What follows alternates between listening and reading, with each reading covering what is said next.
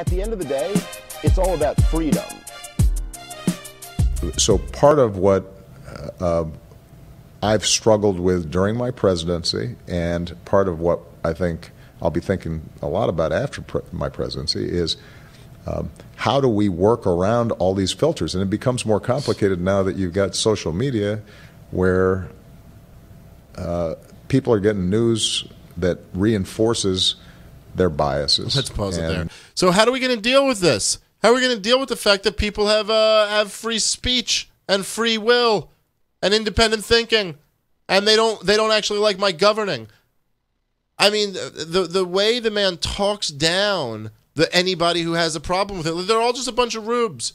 It's like, oh, well, they're the people who, they got their information from the wrong sources. It might be through their Facebook or through the Rush Limbaugh.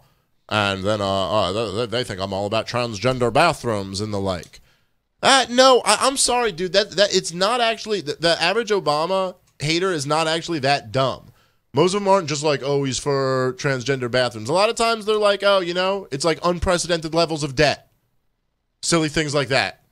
A failed government takeover of healthcare, lying through his teeth.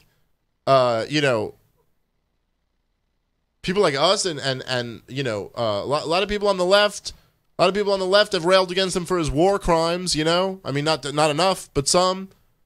It's not just a bunch of rubes. It's all just they're listening to Rush Limbaugh, so they're all misinformed. Mm-hmm. And of course, he actually opened it's quite funny because if you don't buy in to his way of thinking, and of course he does, so he's not even hearing himself.